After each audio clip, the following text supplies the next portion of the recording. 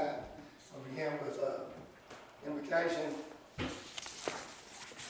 Dear God, we thank you so much for everything that you've done for each and every one of us. We thank you for all that you have blessed this city with. We ask you to continue to pour out your blessings on each and every citizen and each and every employee who works for this city. And as always, please help each one of us as council members to make the decisions that will always be in the best interest of this city. Amen. Amen. Can you do a roll call? Yes. Councilmember McCurdy. Here. Councilmember Thomas. Councilmember Ellis. Councilmember Williams. Councilmember Blassingame. Here. Mayor Moody. Here. Okay, the Police and Fire Committee is made up of 3 council members. Councilmember Ellis is the chairman of this committee, and of course Councilmember Blassingame and Councilmember McCurdy make up the 3 with that. On Tuesday, after work hours, maybe approximately between 6 and 7 o'clock, Chief Cotney returned the fire truck that was in his possession and made a resignation. It was a verbal resignation that was made to me. So I don't have any attached letter or anything, but so on the, you have one? Okay. Okay. I just did it. You have one? Okay. Okay, so he has one now, but he had told me earlier in the day that he would be bringing the truck in, but actually when he made the decision to do that and came in, the resignation was official on the 27th, which was on Tuesday, approximately 6 o'clock or so. With that being said, we have to provide 24 hours of notice to have a committee meeting. So we could not do that until yesterday morning. So that's why we set it up 24 hours in advance of 11 o'clock today. So I called the meeting to inform the Police and Fire Committee of what I had been notified of concerning Chief Cotney. Councilmember Ellis had already made plans for today. We could not do the meeting yesterday because we didn't have the 24-hour notice.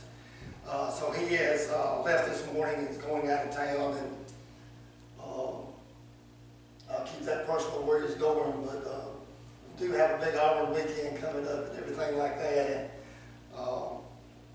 he had plans that he had already made that he definitely could not change. I told him there would not be any decision made.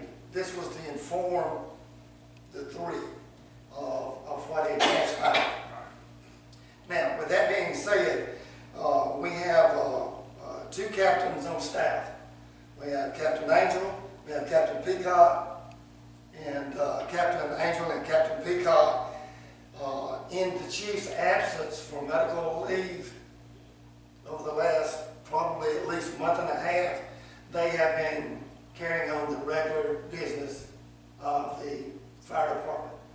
And they will continue in that capacity. And of course, will report to me if there's any needs or concerns or anything like that. But they have the full decision-making ability to make sure that they're doing the schedules, that they're keeping up with the time. They can do interviews, they can do hiring.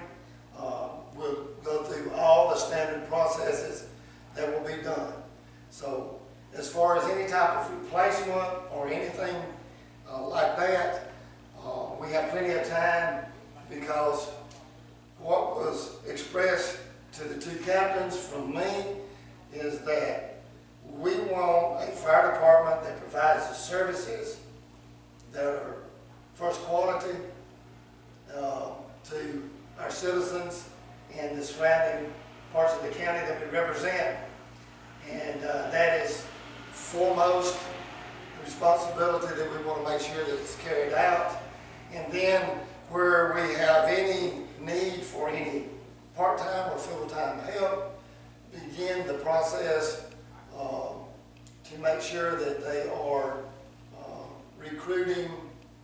qualified candidates.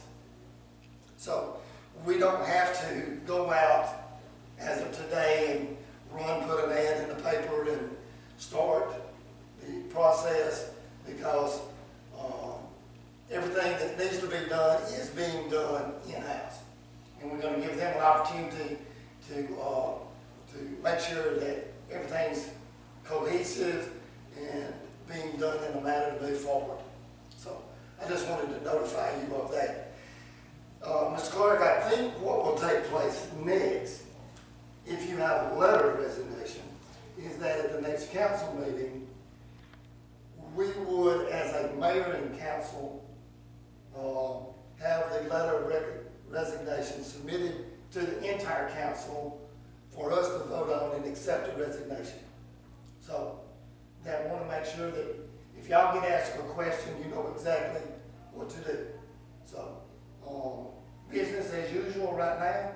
Next council meeting, we would accept the letter of resignation by a vote of the council, and then at some point in time later, through the committee meetings that y'all could set up, we could determine the time and how we would like to handle any future replacement for a chief.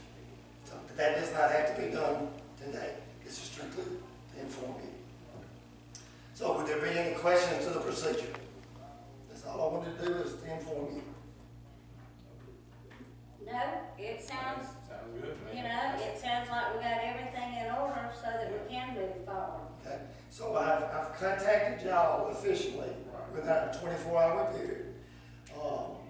I have met with the department heads from each and every one of the department heads in the city, so they're aware of what's transpiring, how we'll conduct business, and how we'll move forward. So we're just at this point in time kind of dotting the I's, crossing the T's, following the procedure that we need to do. So that's the fire department discussion for today. Now, I would like for the two of y'all to consider something regarding the police department. On approximately May the 23rd of last year, we officially named Chief Rampey our chief of police. Right. And out of the committee meetings that made the recommendation, which were at that time you and Mike, and actually Matt was before you, the three of y'all made the recommendation, and on that date we accepted him as our chief. Right. However, going back and looking at the minutes, the committee was going to review in 90 days, because we started at a salary of $50,000. And all of our department heads, with all their certifications and everything, have a range of what we call around 55. That's what every one of the department heads made, or have made, former police chief and everybody. They go above 55 based on length of time that they might work here. You know, you might get to 56 or 57. I'm using that just as an example. After 1 year, 2 years, 3 years, 4 years. So based on the length of time, there could be what we call cost of living. So the 3 month was not done. Right. And we actually, in there, in the discussion with the three of y'all, just as a reminder, we talked about splitting the difference, 52, 52 and a half, 53, but it was a range of 52 to 53 that would be reviewed in the 3 months, and then another review to go up to the full salary in the 6 month. However, it's been a year now, and we would be actually looking at even the possibility of a yearly review passed. So I would like for the two of y'all, along with Council Member Ellis, to take a look. I'm not going to tell y'all what to do, but because we haven't done the two in a timely manner, we need to look at going to the salary which was promised after the 6 month time, in which when we were doing our our interview process with everybody, you know, we told them we had a 55 was our limit. Because, you know, some wanted some ridiculous, I don't want to say ridiculous numbers, but 65 and 70 and 75. And, you know, we let each candidate know that our range was 55. So we just need from the committee to the council the recommendation to move forward with the amount. But the amount that was discussed with him in all of the interviews was the 55 range. So, I'll give it like. y'all would have to, Make the possibly would be good at the next council meeting if possible.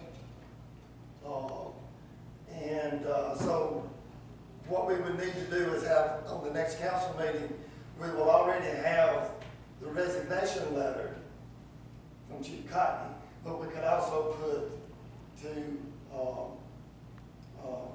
under the police discussion, a vote for the salary. So that could be added as we move to the next council member meeting. We got to have a vote on the salary increase. It's a vote on it. Well, let me just clarify. So you're really saying that you want the police committee to meet before the next council meeting, and then at the next council meeting, which is scheduled for September 9th, to bring a recommendation. If that's possible. Yeah. If y'all can get that That's done. the reason I said let me get with Mike. If y'all can come up, Still a day, you know, time in the day. just, that would be for the three of y'all. Yeah. And that's the only thing that, I call Mike in. and he's out of town 4 days. I know it, Yeah. yeah. Okay. Yeah, but I get when they get back. But,